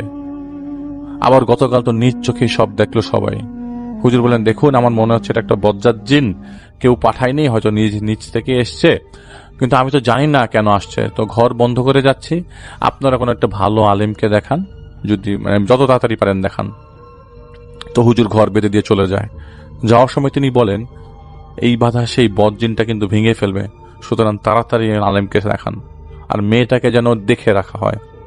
এর মধ্যে সেই পরিবারের মালিকানাধীন বেশ কয়েকটা নির্মাণাধীন ভবনের সাইটের সমস্যা শুরু হয়। শ্রমিকদের মধ্যে অহেতুক আহত হওয়া শুরু হয়। বিদ্যুৎ লাইন বিভিন্নভাবে ছিঁড়ে ঝুলে থাকছিল। টন টন ওজনের রড দাঁড় করিয়ে রেখেছিল কে জানে। অদ্ভুতভাবে তাল মিলিয়ে হাততালির শব্দ আসত বিভিন্ন জায়গা থেকে। বড় মাপের কংক্রিট মিক্সার ট্রাক উল্টে একবার পড়েও গেছিল এবং সেখানে এক শ্রমিক আহত হয়েছিল। এরপরে সাইটের সব কাজ বন্ধ করে দিতে তার বাবা মেয়েটির বাবা বাধ্য হয়। তো মেয়েটির বাবা এমডি সাহেব দেশের বেশ কয়েকজন প্রখ্যাত আলেমদের সাথে যোগাযোগ করে। তাদের পরামর্শে দোয়া দুরূদ পড়া হয়, বাড়ি বন্ধ করা হয়। এমন কোনো কিছু বাকি ছিল না যা করা হয়নি। কোরআন খতম করা হয়। এর মধ্যে জানা যায় মেয়েটা প্রেগনেন্ট। পরিবারের খুশির এক ঝলক আসে কিছুদিনের জন্য। কোরআন খতমের পর কিছুদিন পর্যন্ত হাততালির ঘটনা তাদের সাথে ঘটেনি। তারা তাদের ভবন নির্মাণের কাজ শুরু করে এবং শুরু করলে তা পুনরায় আবার বন্ধ করে ফেলতে হয়, কারণ সমস্যা আবার শুরু হয়। এর মধ্যে একদিন রাতে মেয়েটা ঘুমাইছিল একা। তার স্বামী কোনো একটা কাজে দেশের বাইরে ছিল। মাঝরাতে তার ঘুম ভাঙে, শুনতে পায় তার দাদির ঘর থেকে ছোট একটা বাচ্চারা যেভাবে নামতা শেখায় সেভাবে নামতা কে জানি পড়ছে, যেমন 1 1 1, 1 2 2, এভাবে কেউ নামতা পড়ছে। এটা শুনে সে কোনো কিছু না ভেবে তারা দাদির ঘরে চলে যায়। ভোরে তাদের গৃহ পরিচায়ক কাজের যে লোক একজন তাকে বেহুশ অবস্থায় দাদির ঘরে 2 পা অবস্থায় উল্টো ঝুলে থাকতে দেখে। চিৎকার করে সবাইকে ডেকে তোলে। কোনোভাবে তাকে উদ্ধার করা হয়। মুখে পানি ছিটিয়ে হুঁশ আনানোর চেষ্টা করা হয়। কিছুক্ষণ পর তার হুঁশ আসে। তাকে তার বিছানায় নেওয়া হয়। তার স্বামী এই ঘটনা শুনে সেদিন তাদের বাড়ি ফেরে। সেদিন যেহেতু তাকে উল্টা ঝুলে থাকা অবস্থায় উদ্ধার করা হয়, তাকে হাসপাতালে নেওয়া হয় পরীক্ষা নিরীক্ষার জন্য। যেহেতু সে প্রেগনেন্ট, চেক আপের পর তাকে বাসায় আনা হয়। তার কাছে জানতে চাওয়া হয় বেশ কয়েকবার যে সে রাতে কি হয়েছিল, সে কি দেখেছিল তার দাদির ঘরে। মেয়েটার বর্ণনা অনুযায়ী তার ঘুম ভাঙে বাচ্চাদের নামতা শোনার মতো শব্দে। তার মনে হলো দাদির ঘর থেকে দাদির কথা বলার ধরনের মতো কেউ নামতা পড়ছিল। সে উঠে দাদির ঘরের দরজার সামনে দাঁড়িয়ে উকি দেয়। উকি দিয়ে সে দেখে একজন মাঝবয়সী মহিলা ফ্লোরে বসে আছে। তার সামনে মোম জ্বলছিল বেশ কয়েকটা। শাড়ির আঁচলে তার মাথা ঢাকা। সে একটা রক্তাক্ত সদ্য ভূমিষ্ঠ শিশু তার এক হাতের তালুতে হাত ধরে রেখেছিল এবং অন্য হাতের আঙ্গুল দিয়ে সেই শিশুর শরীরে কিছু লিখছিল। এটা দেখে সে যখন আর সরে যেতে চাচ্ছিল, ঠিক তখনই সে নিজেকে আবিষ্কার করে যে সেই ঘর থেকে আর কোনো ধরনের বের হওয়ার দরজা নাই। আপনি চিন্তা করেন, আপনি একটা রুমে আটকা পড়ে গেছেন, বের হতে পারছেন না, আর এই একজন মানুষ আপনার সামনে মোমবাতি জ্বালিয়ে বসে আছে। সে ভয়ের চোটে চিৎকার করছিল এবং গোঙাচ্ছিল। সে সময় সে আবারও সেই নামটা শোনা শুরু করে। 1 1 1, 1 2 2, এরকম সব নাম এবার শুনতে লাগলো এবং সেই হাততালি সে শুনতে লাগলো। সে কাঁদছিল ভয়ে অসাড় হয়ে, শরীর ঠান্ডা হয়ে গেছে। সে দরজা খুলতে না পেরে দেয়ালের দিকেই মুখ গুজে রইল। কিছুক্ষণ পর সে শুনলো কেউ তাকে ডাকছে। এভাবে কিছুক্ষণ ডাকার পর সে একটু পিছনে ঘুরে দেখতে পায় সেই মাথায় ঘোমটা দেয়া মহিলা তার দিকে তাকিয়ে আছে। সেই মহিলা তার দিকে সদ্য জন্মানো বাচ্চাটাকে এগিয়ে দিল তাকে ধরতে বলল। সেই বাচ্চাটিকে কাঁপতে কাঁপতে কোনোভাবে ধরে। একটু চিন্তা করেন কি অবস্থা মধ্যে দিয়ে যাচ্ছিল মেয়েটা, কতটুকু মানসিক চাপে ছিল। বাচ্চাটা সে হাতে নিয়ে দেখে বাচ্চাটা পুরোপুরি বাচ্চার মতো নয়, তার হাতের তালুর মতো হবে আকারে। পরিপক্কতা আসে নাই বাচ্চাটা। সে যখন বাচ্চাটিকে দেখছে তখন তার সামনের ঘোমটা দেয়া সেই মহিলা বলতে লাগলো, এটা তোর ছেলে, কত ছোট তাই না, নিয়ে যাব, আমি আসছি নিতে। আমি এই বংশের জন্ম নেয়া প্রথম সব ছেলেকে নিয়ে গেছি। তোর বড় চাচাকে নিতে পারি নাই কারণ তিনি বেঁচে গেছে, কিন্তু তুই পেট বাঁধিয়ে ফেলেছিস তখন, তাই এবার তোরটা নিয়ে যাব। ধীরে ধীরে সেই নারী মূর্তিটি মেয়েটির কাছে এসে একটা হাত মেয়েটার পেটে ঢুকিয়ে দেয়। তীব্র যন্ত্রণায় মেয়েটা কাঁদতে থাকে এবং হাতে থাকে সেই শিশুটা মেয়েটার হাত কামড়ে ধরে। সেই নারী মূর্তি মেয়েটার পেট থেকে হাত বের করে মেয়েটার পা ধরে হেঁচড়ে টেনে নিয়ে গেল। মেয়েটা দেখলো সেই নারী মূর্তি তার পায়ে কিছু একটা বেঁধে তাকে উল্টো করে ঝুলিয়ে দেয়। সেই ঝুলন্ত অবস্থায় মেয়েটা দেখে সেই ছোট্ট শিশুর মতো আরো বেশ কয়েকটা শিশু এভাবে ঝুলছে, মানে দেয়ালে ঝুলে আছে। তারা সেই অপরিপক্ক হাতে হাততালি দিচ্ছে এবং নামতা পড়ছে এক এক এক এভাবে। মেয়েটা এসব দেখতে দেখতে ঝুলেই রইল, কখন বেহুশ হয়ে গেছে তার মনে নাই। এরপর মেয়েটা বলে সে তখনও হার্টবিটের শব্দ পাচ্ছে তার কানে। সে বলে দাদির দাফনের দিন রাতে একটা স্বপ্ন দেখে সে অন্ধকার ঘরে হার্টবিটের শব্দ ভেসে আসছে। তার মা, তার বাবা সকলের মনে পড়লে, হ্যাঁ ঠিক তাই তো, সেই রাতে তো তারা ঠিক একই স্বপ্ন দেখেছিল। কিন্তু তাদের বড় মেয়ের অবস্থা থেকে তারা চেপে যান। মেয়ের সামনে সেই কথা তারা আগে বলে নাই। মেয়েটার স্বামী এসে মেয়েটাকে আগে ডাক্তারের কাছে নিয়ে যায়, তারপর মেয়েটাকে তার নিজের বাড়িতে নিয়ে যায়, কারণ এই সমস্যাই বাসায় হচ্ছিল। এদিকে এমডি সাহেব চিন্তা করলো যে সমস্ত নির্মাণাধীন সাইটের সমস্যা আর তার মেয়ের সমস্যা এক নয় তো। তাই তিনি তাদের আত্মীয়র কথা একজন জ্যোতিষের কাছে যায় এবং তাকে বিস্তারিত বলে। তো জ্যোতিষ সব ধরনের প্রক্রিয়া পালন করে এমডি সাহেবকে বলে পরিবারের উপরে 60 বছরের পুরানো অভিশাপ ফিরে আসছে এবং ফিরে এসেই আগে আপনার মাকে তারা পথ থেকে সরিয়ে দিয়েছে। আপনার মা তো মারা গেছে, এই অভিশাপের উৎপত্তি যেন লুকানোই থাকে, এই জন্য আপনার মাকে তারা সরিয়েছে। এই অভিশাপের কালো ছায়া পুরো পরিবারের উপর এখন। এমডি সাহেব জানতে চায় কি করা যেতে পারে। তো সে জ্যোতিষ অপারগতা প্রকাশ করে, কারণ তার জ্যোতিষ বিদ্যায় এই জিনিস নাই। এদিকে মেয়েটির শ্বশুরের বাড়িতে বেশ কদিন ভালোভাবে কেটে যায়। একদিন সন্ধ্যায় মেয়েটা হুট করে খাবার টেবিল থেকে উঠে যায় এবং উঠে তার স্বামীকে কিল ঘুষি মারতে থাকে। আরে সেই নাম তাই একে একেই বলতে থাকে, এভাবেই বলতে থাকে সবার সামনে। সেই মুহূর্ত থেকে শুধু নামটাই বলতে থাকে, এরপর কিছু আর বলছে না, শুধু নামটাই বলছে। এমডি সাহেবকে তা ফোন দেয়, মেয়ের জামাই তাকে সবকিছু বলে। অনেক কষ্ট করে তারা মেয়েকে তার মেয়ের বাসায় তাদের বাসায় নিয়ে আসে এবং বেশ কয়েকজন হুজুর নিয়ে আসবে বলে আশ্বাস দেয়। তো হুজুর আসে, কিন্তু কোনো সমস্যার হাল করতে পারে নাই। তারা আপ্রাণ চেষ্টা করছিল যেন মেয়েটা সুস্থ হয়, কিন্তু দ্রুতই তার আচরণের পুরো পরিবর্তন ঘটে যায়। সারাদিন বিড়বিড় করে তিনি নামতা পড়তে এবং নিজের পেটে নিজেই আঘাত করত। সমাধান না হওয়া পর্যন্ত একজন আলেম তারা ওয়েট করতে থাকে। একজন আলেম পীরকে তারা নিয়ে আসে বরিশাল থেকে। তিনি মেয়েটাকে দেখে তিনি বলেন, রাতে জিন হাজির করা হবে মেয়ের সমস্যা জানার জন্য, আপনারা সবাই সাবধানে থাকবেন। পীর সাহেবের সাথে বেশ কয়েকজন সাথীও এসেছিল। এশার নামাজের পর পীর সাহেব তার সাথে আসা হালকা রাশের একজন ছেলেকে তাদের মধ্যে বসান। রাশের মধ্যে ছিল যে তুলা রাশির একটা ছেলেকে, তার চারপাশে নানা রকম খাদ্য সামগ্রী তুলে দেওয়া, খাদ্য সামগ্রী রাখা হয়।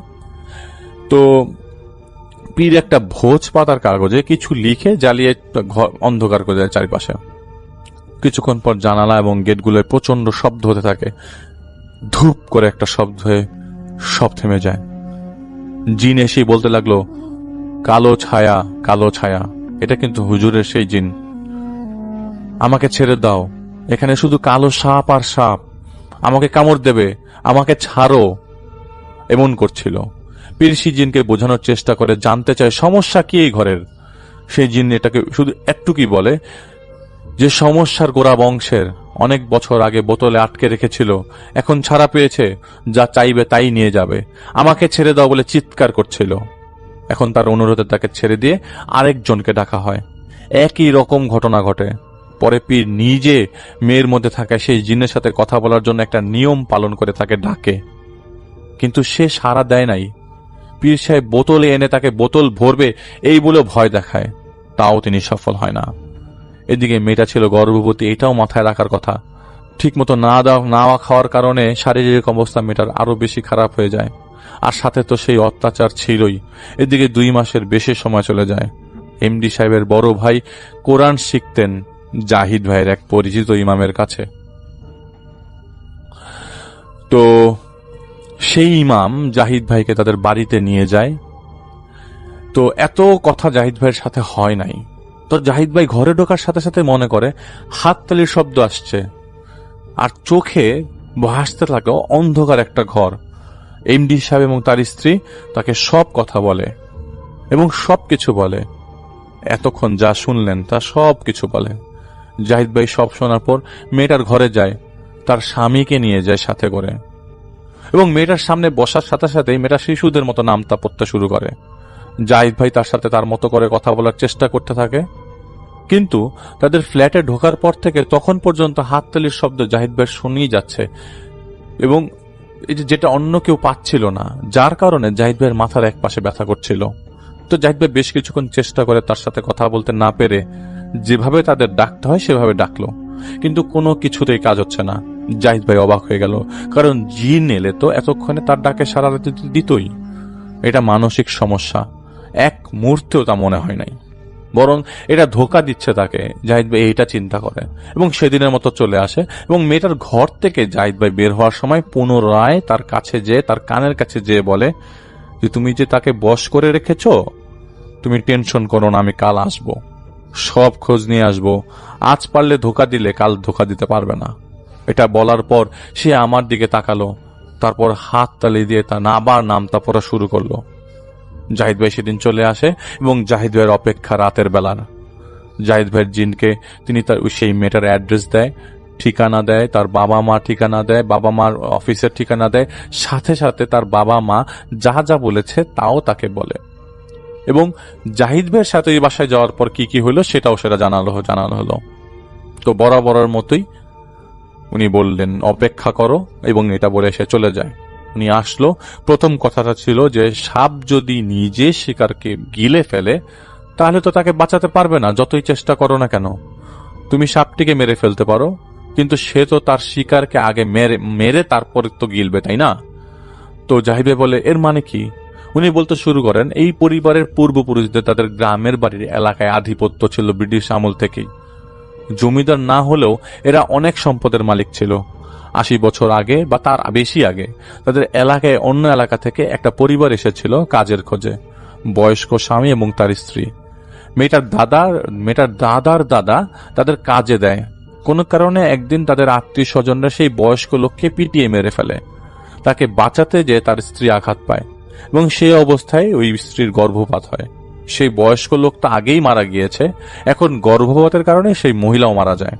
তাদের অভিশাপ লেগেছে, সেই মহিলা মারা যাওয়ার আগে অভিশাপ দিয়ে গিয়েছিল তাদের। সেই অভিশাপ আসমানে গিয়ে ফিরে এসেছে, জমিনে ঘুরছে, বাতাসে ঘুরে এসে তাদের কাছে আবার অভিশাপ পেয়ে বসে। এই পরিবারের প্রথম ছেলে সন্তান সে অভিশাপ হতে দেয়নি। মেয়েটার চাচাও ছিল প্রথম ছেলে সন্তান। আল্লাহর একদিন তার বান্দার উছিলায় ওই অভিশাপকে একটি বাক্সে আটকানো হয়েছিল মেয়েটার চাচার জন্মের সময়। সদ্য কিছুদিন আগে সে মুক্তি পায়, এবং পেয়ে সে সবার আগে মেয়েটার দাদিকে আক্রমণ করে, কেননা যারা তাকে আটকে ছিল তার মধ্যে কেবল একমাত্র একজন বেঁচে ছিল, সেটা হচ্ছে মেয়েটার দাদি, আর কেউ বেঁচে ছিল না। এখন সে এই মেয়েটার প্রথম সন্তানকে নিয়ে যাবেই। এই কথাগুলো সত্যি বলতে জাহিদ ভাইয়ের মাথায় আর কোনো কাজই করছিল না। জাহিদ ভাই জিজ্ঞেস করে তার জিনকে, যদি অভিশাপ হয় তবে কিভাবে কথা বলবো, কথা বলে কিভাবে, নামতা পরে কিভাবে? উনি বলেন সব পারবে না কেন? এটা তো সেই মহিলার কারিন, যে প্রতিশোধ নিচ্ছে কারণ তার শরীরকে কষ্ট দিয়ে হত্যা করা হয়েছে, কারণ সেই শরীরে সে থাকতো, এখন সে একা। অভিশাপ বহনকারী কারিন তার কাজই করে যেতে থাকবে, যখন তাদের পরিবার বারবার ফিরে আসবে। আমি ওনার কাছে জানতে চাইলাম এখন কিভাবে মেয়েটাকে আর মেয়েটার সন্তানকে বাঁচানো যায়। জাহিদ ভাই জিন বলে পুনরায় তাকে বাক্সে ঢোকাতে হবে, এছাড়া আর কোনো উপায় নাই। যদি সফল না হই তাহলে তো মেয়েটা ক্ষতি করবে। তো জাহিদ ভাই তাকে বলে নিষ্পাপ শিশু তো কেন অভিশাপের শিকার হবে, ও তো নির্দোষ। তো জাহিদ ভাই জিন উত্তর দেয়, দেখো এর কারণে অন্তত 19 জন ছেলে শিশু জন্মের সময় মারা গেছে বা পেটে থাকতেই মারা গেছে। তো জাহিদ ভাই বলে আমি যে তাকে ডাকার চেষ্টা করলাম সে তো আসলো না।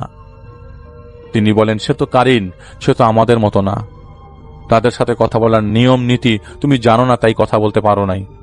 আমি তার কাছ থেকে জাহিদ ভাই তার কাছ থেকে কারিনের কথা বলার পদ্ধতি জানার চেষ্টা করলো, এবং কিভাবে বাক্সে ভরা যাবে সেটা পদ্ধতি জানা গেল।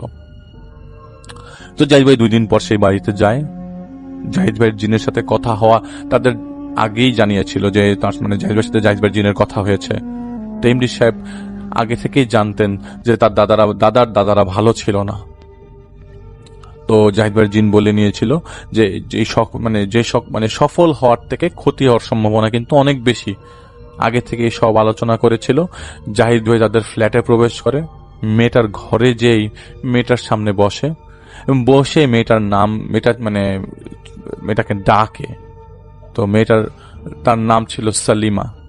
তো জাহিদ ভাইয়ের মুখে সে তার নাম শুনে বিড়বিড় করে একের ঘরের নামটা পড়া বন্ধ করে এবং বন্ধ করে তার দিকে তাকিয়ে কথা বলতে শুরু করে।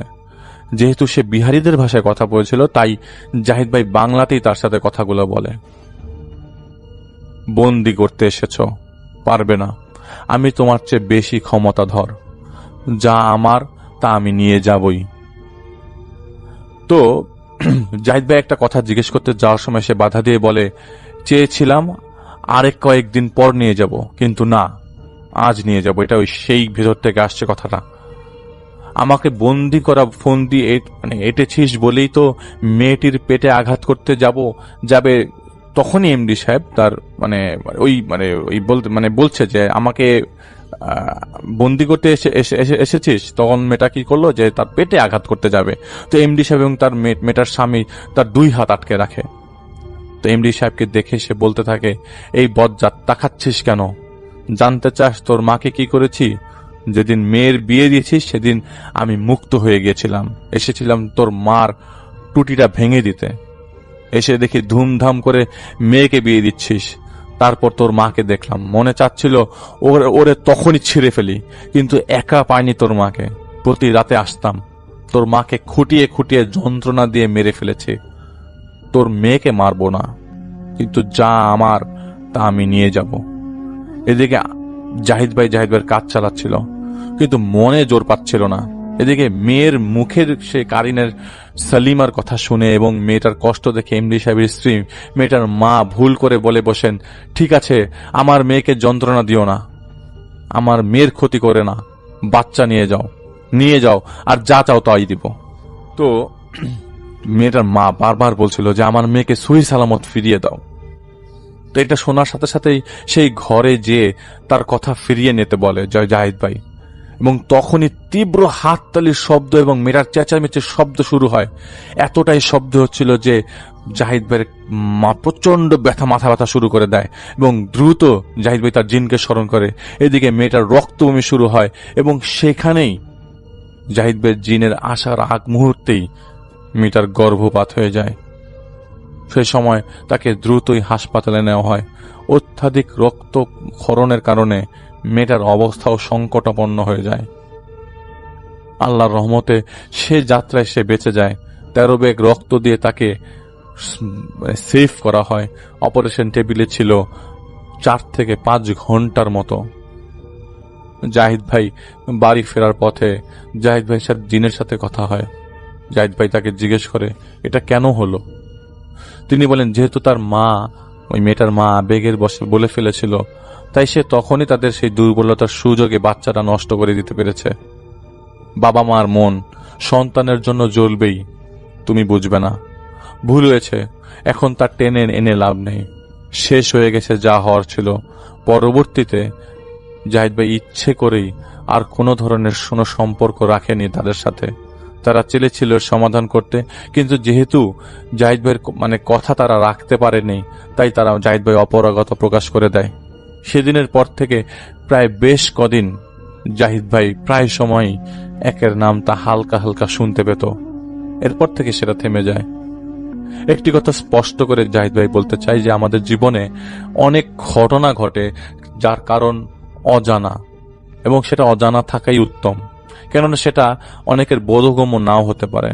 আল্লাহর এই দুনিয়া অনেক কিছু ঘটে এবং ঘটে যাবেই, যার উত্তর হয়তো একদিন পাওয়া যেতে পারে। তো আমি এই ঘটনাটা আপনাদের সবার উদ্দেশ্যে ডেডিকেট করছি, এবং আমি সত্যি এই ঘটনাটা পড়ছি, কিছু কিছু জায়গা আমি ভুলে গিয়েছিলাম, সেগুলা কারেক্ট করার চেষ্টা করেছি। আমি নিজেই মর্মাহত ঘটনাটা পড়ে, এবং সবচেয়ে ইম্পর্টেন্ট কথা হচ্ছে এই ঘটনাটা মর্মাহত থেকে আরো বেশি মাঝখান দিয়ে যখন আমি বলতে যাচ্ছিলাম, আমি বেশ কয়েকবার কি বলবো, আমার লোম দাঁড়িয়ে যাচ্ছিল, আমার হাতের লোম দাঁড়িয়ে যাচ্ছিল, আমার চোখ বন্ধ হয়ে আসছিল ঘটনাটা বলার সময়, এবং ঘটনাটা পড়ার সময় আমি প্রায় 10 মিনিট 15 মিনিট, কতক্ষণ আমি বলতে পারবো না আপনাদের, আমি চুপ করেছিলাম। আল্লাহ যেন এরকম কষ্ট, এরকম কারিন, এরকম কিছু আর কারো জীবনে ফিরিয়ে না দেয়। সবাইকে এতক্ষণ ধরে ঘটনা শোনার জন্য, এবং এটি আমাদের আজকের শেষ ঘটনা। এখন যেটা করব সেটা হচ্ছে সরাসরি চলে যাব আরো একটি ঘটনায়, এবং এই মুহূর্তে আমার সঙ্গে আছেন আপনাদের অত্যন্ত পছন্দের একজন মানুষ, যিনি হচ্ছেন আফনান ভাই। তাকে আমি বলেছিলাম এবং তিনি একটা ঘটনা পাঠিয়েও দিয়েছেন। তার সেই ঘটনাটি আমি এখন আপনাদের জন্য প্লে করছি। আশা করছি আপনাদের সবার ভালো লাগবে। চলুন শুনে আসি আফনান ভাইয়ের ঘটনাটি। এখন যে ঘটনাটি আপনাদের সাথে শেয়ার করছি, এই ঘটনাটি আমাদেরকে যিনি পাঠিয়েছেন, ওনার নাম বকুল। ওনার বাড়ি দিনাজপুরের চিরির বন্দরের কোন একটি গ্রামে। আর কোন একটি গ্রাম এই কারণে বলছি, সঙ্গত কারণে উনি গ্রামের নামটি প্রকাশ করতে চান নাই। উনি যেহেতু একটি শৃঙ্খলা বাহিনীতে চাকরি করেন, নৌবাহিনীতে, আর ওনার যে অফিসিয়াল নেম সেটা উনি আমাদেরকে পাঠালেও উনি ওনার আরেকটি নাম আমাদেরকে বলতে বলেছেন, সেই নামটি আমরা বলেছি বকুল। মূলত ওনার স্ত্রীর সাথে ঘটে যাওয়া বেশ কিছু ঘটনা সেটি আমাদেরকে পাঠিয়েছেন। তো ঘটনার সময়কাল 2020 সালের একদম শুরুর দিকে, যখন লকডাউন শুরু হয়েছে। ওনার এক ছেলে এক মেয়ে, ওনার ছেলে মেয়েদেরকে উনি এলাকায় পাঠিয়ে দিয়েছেন। তারা তখন ওখানেই আছে। ওনাদের ডিউটির একটা সিস্টেম ছিল, বিশেষ করে করোনার সময় অফিসিয়ালি সেই সিস্টেমটা ফলো করা হতো। সেটা হচ্ছে যে এক গ্রুপ 14 দিন ডিউটি করত, টানা 14 দিন ডিউটি। 14 দিন ডিউটি করার পর যদি দেখা যেত যে তারা সুস্থ আছে, এর মাঝখানে কেউ অসুস্থ হয় নাই, তাহলে এই 14 দিন ডিউটি করা যেই দলটা, এরা 14 দিনের আবার কোয়ারেন্টাইনে চলে যেত। কোয়ারেন্টাইনে থাকার পর যদি দেখা যেত যে কেউ অসুস্থ হয় নাই, সুস্থ আছে, তখন তাদেরকে পরিবারের সাথে দেখা করার অনুমতি দেয়া হতো। ইনারা তখন পরিবারের কাছে যেতেন, পরিবার থেকে ফেরত আসার পর আবার তাদেরকে অবজার্ভে রাখা হতো। এরপর যদি দেখা যেত তারা সুস্থ আছে, কোনো অস্বাভাবিকতা নাই, তখন আবার তাদেরকে ডিউটিতে ইন করা হতো। তো এভাবেই চলছিল সবকিছু, কোনো সমস্যা হচ্ছিল না। ওইভাবে ওনারা মোটামুটি অফিস করছিলেন।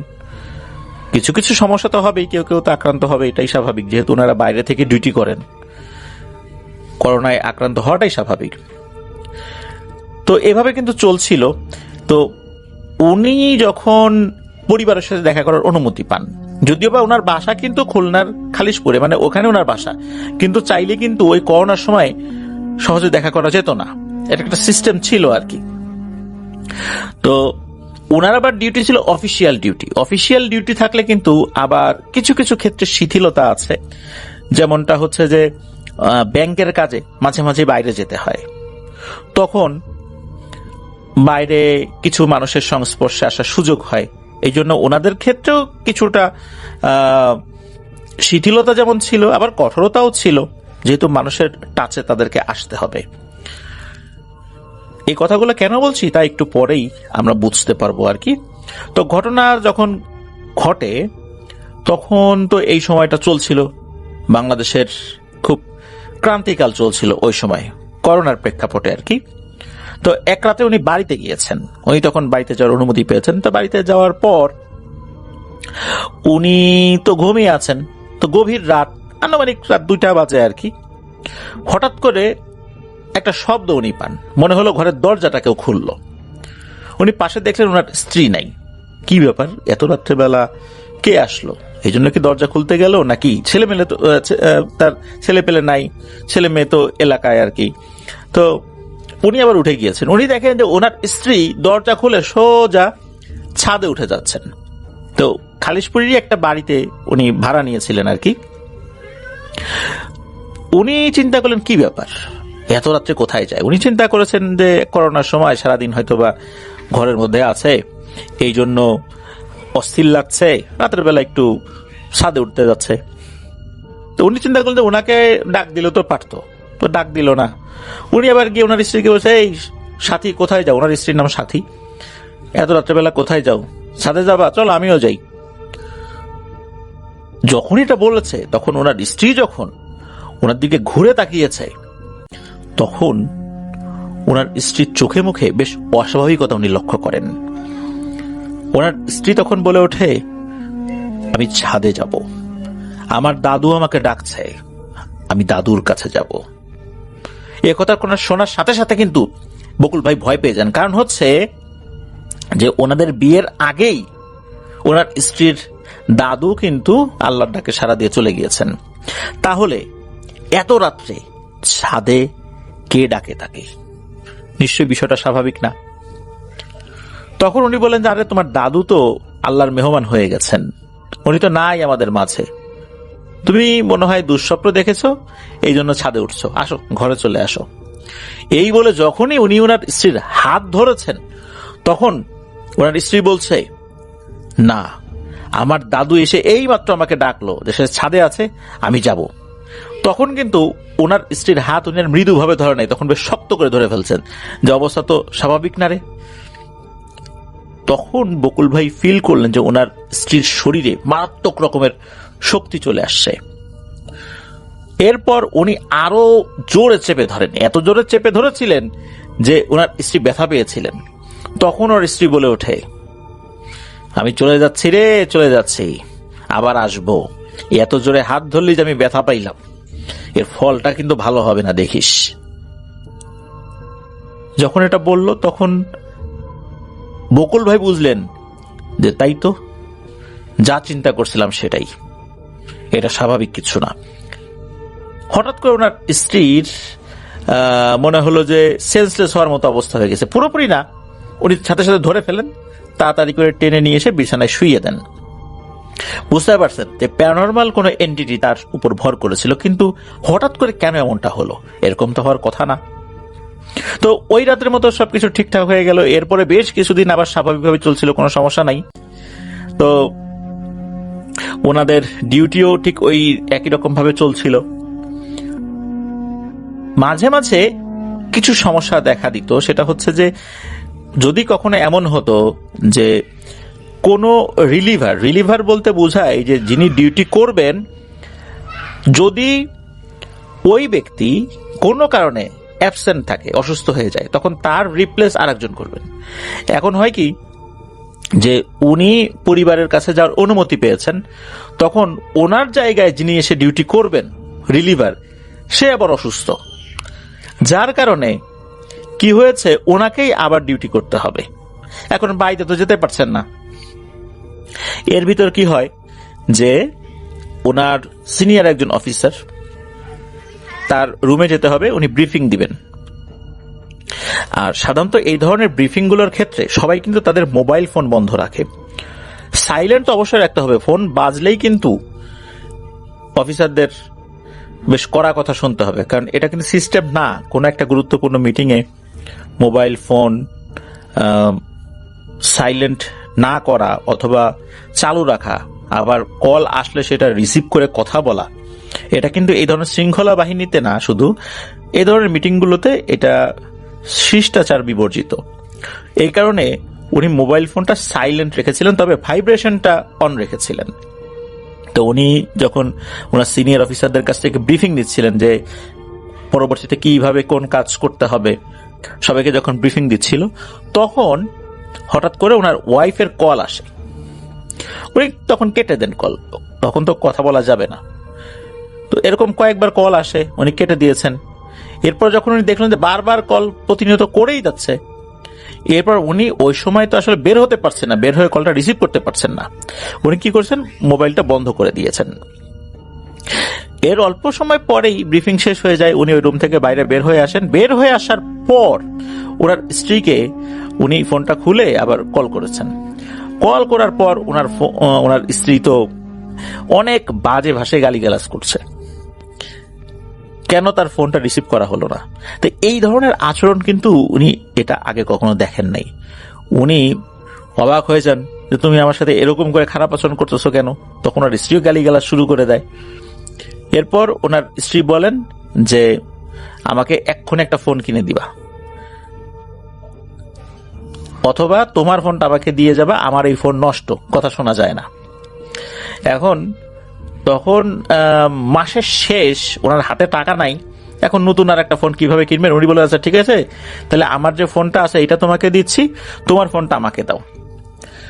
আর ওই সময় তো বাড়িতে যাওয়া যাবে না, তবে ওনাদের ব্যাংকে কাজ ছিল, প্রতিদিন ব্যাংকিং যেই আওয়ার থাকে আর কি, এর মধ্যে অফিসিয়াল গাড়িতে ওনারা যান।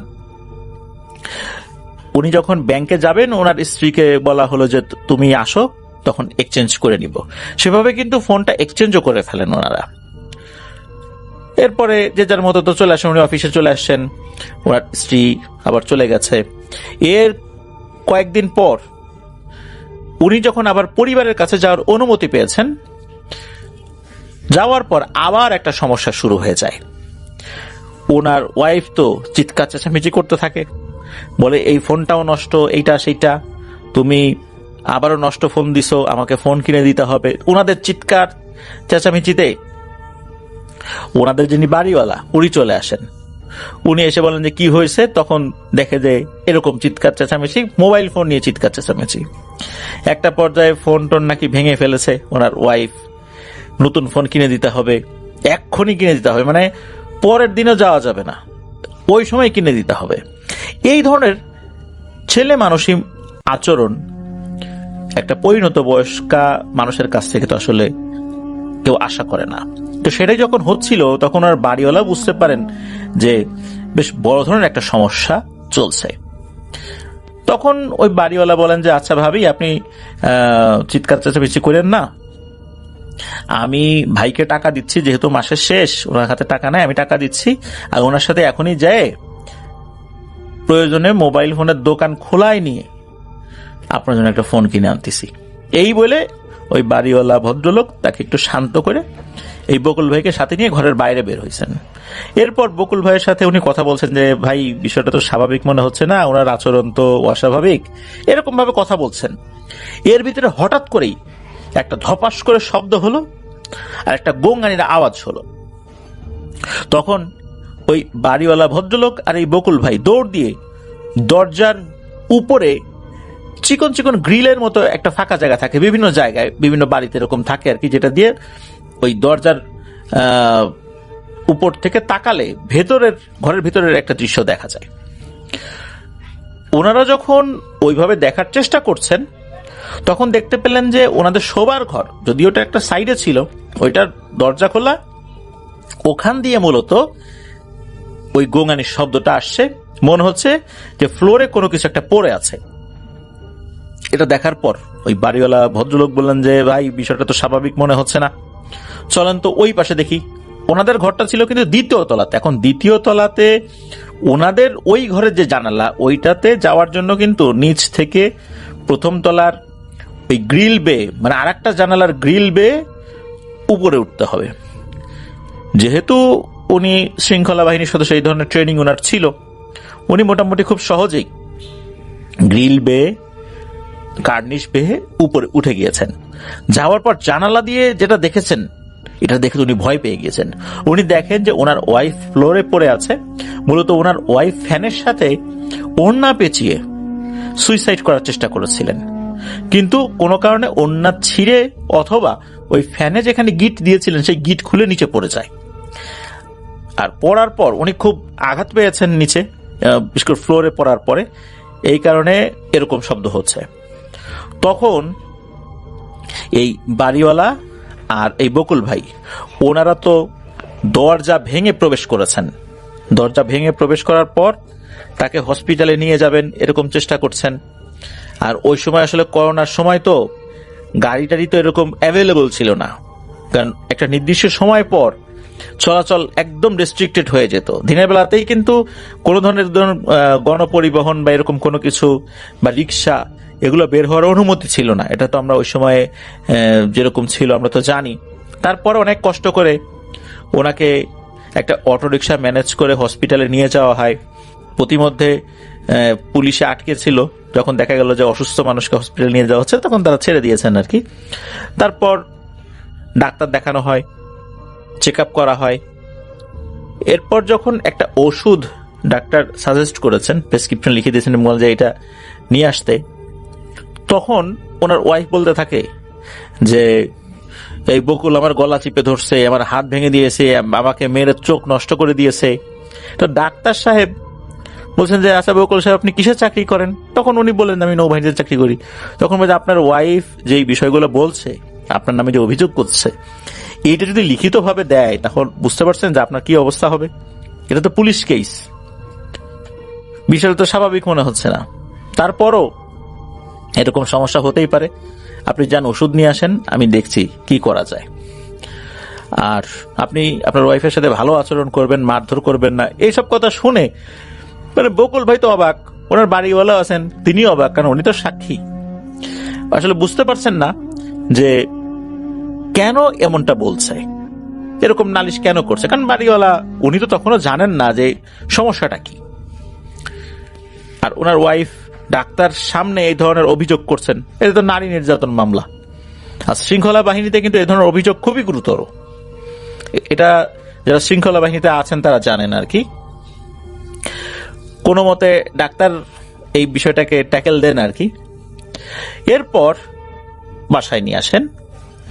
বাসায় নিয়ে আসার পর ঘটে আর একটা ভয়ঙ্কর ঘটনা। সেটা হচ্ছে নিয়ে আসার পরপরই এক দৌড়ে ওনার ওয়াইফ সাথী চলে যান ছাদে, সেখান থেকে লাফ দিয়ে নিচে পড়বেন, মানে সুইসাইড করবেন। কোনো মতে তাকে ধরা হয়। আর ওই বাড়িওয়ালা বলে দেন যে ভাই এমনিতে করোনার একটা সমস্যা চলতেছে, তারপর আপনাদের এই যে সমস্যা চলতেছে আমি এই লোড আর নিতে পারতেছি না, আপনারা ভাই আমার বাসাটা ছেড়ে দেন, অন্য বাসায় চলে যান।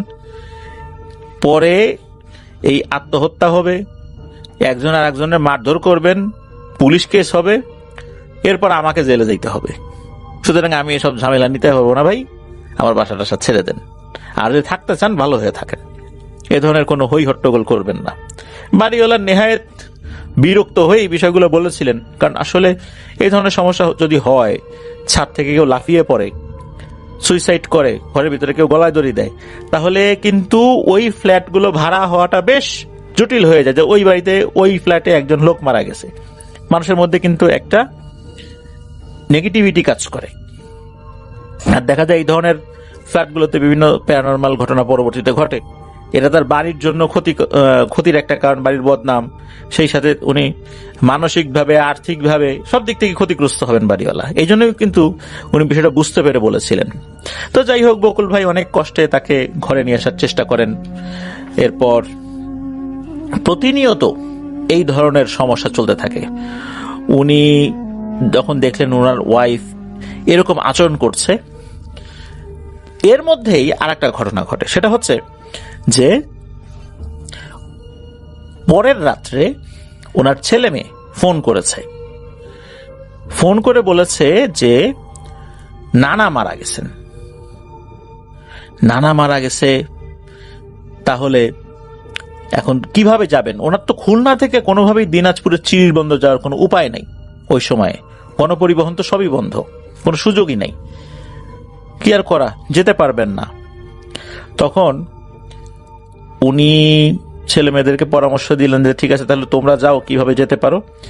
মূলত বাচ্চাদের নানার যে বাড়িটা, এটা ছিল কুড়িগ্রামের উলিপুরে, যেটা ওনাদের ওই চিরিরবন্দর থেকে প্রায় 118 কিলোমিটার রাস্তা। এতটুকু ছেলে পেলে কিভাবে যাবে? করোনা পরিস্থিতি, ভেঙে ভেঙে যেতে হবে। তো এর মধ্যেই কিন্তু তারা রংপুরের বদরগঞ্জ পর্যন্ত চলে এসেছে অটো রিক্সায় ভেঙে ভেঙে। আর বিভিন্ন জায়গায় মানুষজনও এই গণপরিবহনগুলো ঠেকাতো, এক জায়গা থেকে আর এক জায়গায় যেতে দিত না। এরকম সমস্যা তো ওই সময় হয়েছে। এরপরও তারা এইভাবেই চলে গিয়েছে। তো যখন ছেলে পেলেদের সাথে বিভিন্ন সময় কথা হচ্ছিল, হঠাৎ করে কি হয়, ওনার স্ত্রীর সাথী তাকে বলতে থাকে, কিরে খুব খারাপ লাগতেছে না, মাটি দিতে যেতে পারতেছিস না? তো এই বলে আবার বিশ্রীভাবে হাসাহাসি শুরু করেছে, গালিগালাজ করতেছে।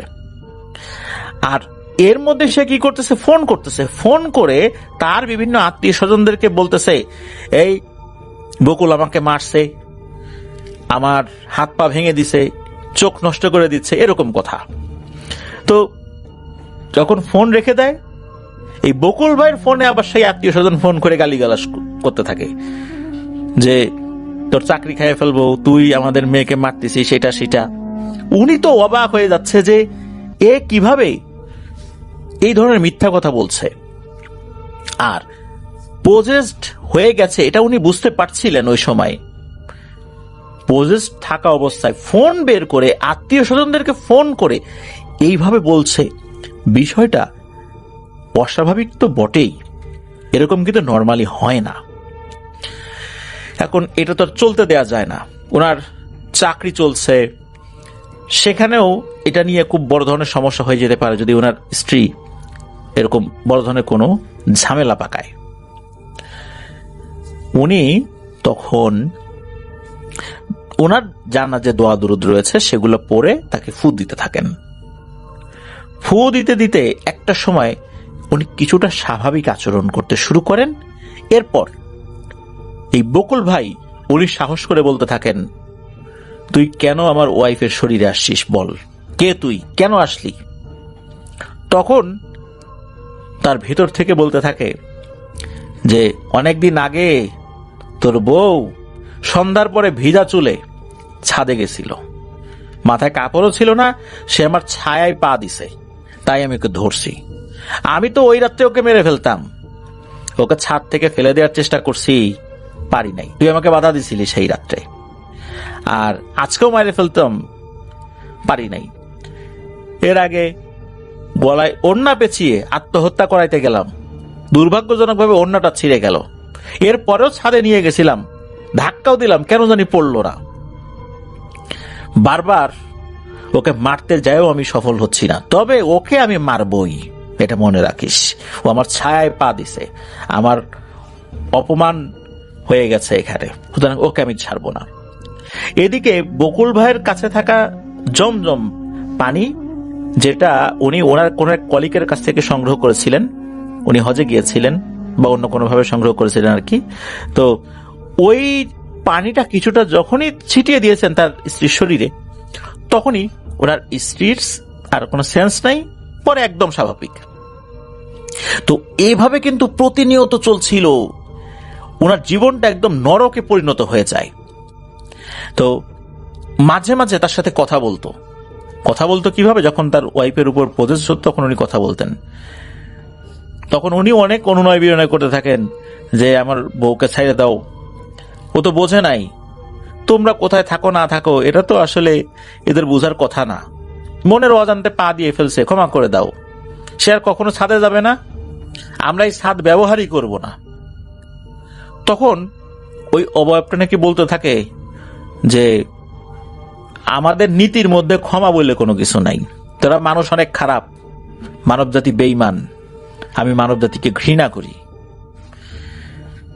আর তোর দাদি শাশুড়িকে ফোন দিয়ে বল তো তোর শাশুড়ি কেন কোন পানির মধ্যে 18 মাস ছিল, তুই তো জানিস না তোর বউয়ের আগে কিন্তু একটা ভাই ছিল, 8 বছর বয়সে মারা যায়, তাকে কে মেরেছে জানিস? তোর শ্বশুর বাড়ির পাশে একটা তাল গাছ আছে, সেই তাল গাছে 2 জন থাকে, তারাই তোর বউয়ের ভাইকে মেরেছে। এই কথা শোনার সাথে সাথে বকুল ভাই কি করেছেন, উনি ওনার শালিকাকে ফোন করেছেন, ফোন করার পর বলছেন যে তোমার মায়ের কাছে দাও তো। এরপর যখন উনি এই কথাগুলো জিজ্ঞেস করেছেন, আমতা আমতা করে বলছেন যে তোমাকে এইগুলো কে বললো বলো তো, এগুলো তো অনেক পুরনো কথা, তুমি কিভাবে জানলা? তখন আবার পাশ থেকে ওনার স্ত্রীর ভেতরে থাকা ওই অবয়বটা বলে উঠছে, কিরে বকুল, মিলে গেছে, কথা মিলে গেছে। এরপর উনি ফোনটা কেটে জিজ্ঞেস করেন, সত্যি করে বলো তো তোমার নাম কি? প্রথমে নাকি নাম বলতে চাইছিল না, অনেক অনুরোধের পর বলল, আমার নাম চম্পা, আমি যে জায়গায় থাকি তার পাশে একটা শ্মশান ঘাট ছিল, সেই শ্মশান ঘাটে আমার মতো আরো অনেকেই আছে, আর এই পথটা আমাদের একটা যাতায়াতের রাস্তা, আর ওই সময় যখন সন্ধ্যার পর আমি যাচ্ছিলাম তখনই মূলত এই ঘটনা ঘটছে, আর এরপর এইরকম ঘটনা ঘটানো শুরু করে দিছে। তখন বকুল ভাই বলেন, আচ্ছা যা হওয়ার হয়ে গেছে, মাফ করে দাও, বিনিময়ে কি চাও বলো, আমি আমার সাধ্য মতো তোমার চাওয়া পূরণ করব। তখন নাকি ওইটা বলে ওঠে, খাসি খাবো। তখন বকুল ভাই বলে, আচ্ছা ঠিক আছে দেব, কোন কালারের কত বড় খাসি খাবা, কোন জায়গায় দিয়ে আসতে হবে বলবা, আমি দিয়ে আসবো, এখন চলে যাও। যখন তোমার খাসি খাইতে ইচ্ছা হবে তখন আমাকে জানাইও, আমি দিয়ে আসবো। এখন বাবা চলে যাও, আমাদেরকে মাফ করো, আমাদেরকে মুক্তি দাও। এরপরে আবার বলে ওঠে, না আমি যাব না, তোর স্ত্রীকে আমি মেরে ফেলবো। এই বলতেছে যে খাসি খাবো, খাসি দিলে চলে যাব, আবার বলছে যাব না, মেরে ফেলবো। এ কি মুসিবত! এর থেকে মুক্ত কিভাবে ওনারা হবেন, এটা নিয়ে কিন্তু বকুল ভাই চিন্তা করছেন। তখন ওনার মাথায় একটা চিন্তা আসে যে 3 কুল পরে পানিতে ফু দিয়ে যদি গায়ে ছিটিয়ে দেওয়া যায় তাহলে হয়তোবা আপাতত সমাধান হবে। ওনার এক ফুফাতো ভাই ছোটবেলায় ওনাকে বলেছিলেন, উনি সেই পদ্ধতিটা অবলম্বন করেন। এরপর দেখেন যে আসলে কাজ হয়েছে, সমস্যা হয় নাই, ওনার স্ত্রী স্বাভাবিক হয়ে যায়। আর এই যে সমস্যাটা চলছে, এই যে খাসি এই প্রসঙ্গ, তখন এই বকুল ভাই উনি ওনার এক কলিগকে ফোন দেন, যার নাম হচ্ছে মহসিন মিয়াজি। উনি 1 বছরের উপরে হলো রিটায়ারমেন্টে গিয়েছেন আর কি। এই মহসিন মিয়াজি ওনার এক কলিগ, তো তার সাথে এই বিষয়ে কথা বলেন। তখন উনি একজন হুজুরের সাথে কানেক্ট করে দেন আর কি। সে হুজুরের সাথেও কথা হয়, সে হুজুর বেশ কিছু জিনিস নিয়ে যেতে বলেন, যে 100 গ্রাম সরিষার তেল, তারপরে মিনারেল ওয়াটারের একটা বোতল আর কি, এগুলো যেন নিয়ে যান, আর আসরের সময় যেন তার সাথে দেখা করেন। তো পরের দিন উনি এই কাজটি করেছেন আর কি। উনি যখন এই কাজটা করে বাসায় গিয়েছেন, তখন ওনাকে ওনার ওয়াইফ বলতে থাকে, কিরে হুজুরকে ফোন দিয়েছিলি, এসব পানি পড়া তেল পড়া এগুলো দিয়ে কিচ্ছু হবে না রে আমার, ওই হুজুর কিছুই করতে পারবে না। এটা শোনার পর ওনারও খুব রাগ হয়ে যায়। তখন আবার দ্রুত জমজমের পানি নিয়ে এসে ছিটিয়ে দেন। তখন আর ওই দোয়া পরে আবার পানিতে ফু দিয়ে যে ছিটাবেন, এরকম ধৈর্য ওনার ছিল না। এরপর আবার ওনার ওয়াইফ স্বাভাবিক হয়ে যায়।